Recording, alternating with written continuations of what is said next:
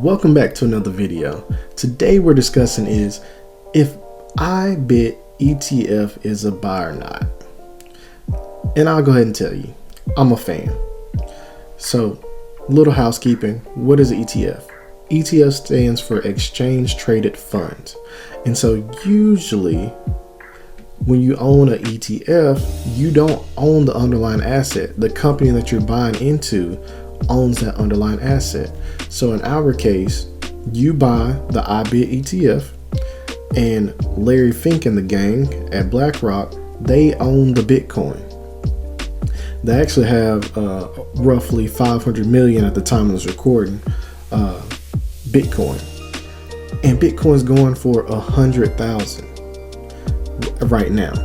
And a lot of us, I'm pretty sure, don't have just an extra 100,000 just lying around. So a more affordable way to get exposure is getting the ETF. So we'll take a look at it. So first off, Larry Fink is the CEO of BlackRock. He's been heading up for a while now, and probably want to know who BlackRock is. They manage a lot of money, 11.5 trillion to be exact. That's a little bit more than I have. But getting to the ETF itself, we see the ticker here, IBIT, and that is the BlackRock ETF, currently trading at 53.84. And we're over here on Webull, and I have the Bollinger Bands on my chart, 6-month time frame here. And as you can see, it's been pretty solid, been pretty steady. This is election time. You see this gap up here, and we've consolidated. And so through this time period, we noticed that Bitcoin made that massive run up a little past 100,000, and the IBIT ETF has followed suit. So that is the main benefit that you get. You don't have to spend 100,000 to get the benefit of Bitcoin. You don't have to take the risk of owning that cryptocurrency by itself. And I'm very bullish on this, and there's a couple reasons why. First off, the CEO himself already said it. Hey, I don't want to focus on other cryptocurrency ETFs.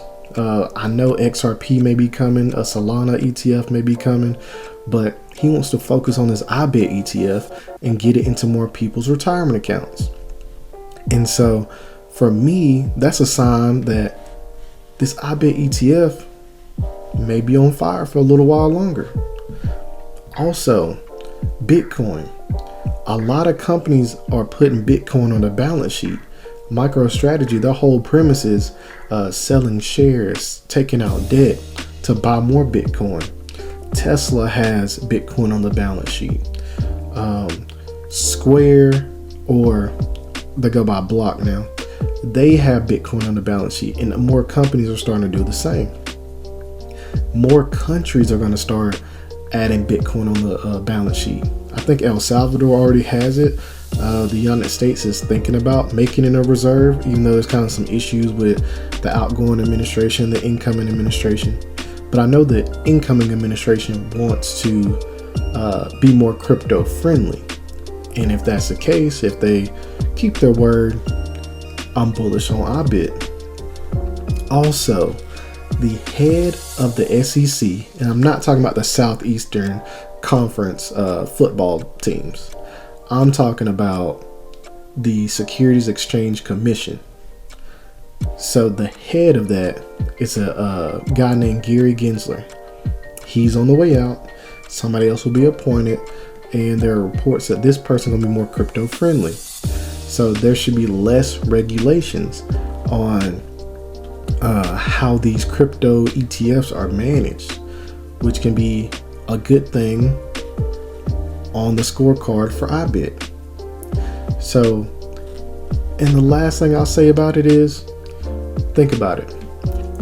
When we look out 10 years from now, if you had to take a guess, do you think your purchasing power is going to be more or less when you're looking at your US dollar? I think I'll be able to purchase less. But look at Bitcoin. A lot of people are looking for a store of value. So what can they put their money in and it actually goes up and it holds its value? I think that may be Bitcoin. So I'm bullish on that. But now, what is the risk? What is the risk that I see? Bitcoin was originally meant to be not regulated at all. That's why people enjoyed it. That's why people, were very die-hard on the product. So now that the hedge funds and institutional money have got their hands on it, like, it's going to be regulated like anything else. So that leaves room, in my opinion, and like, this is not financial advice, I'm just some random guy on YouTube, but it leaves room for manipulation. So we will see.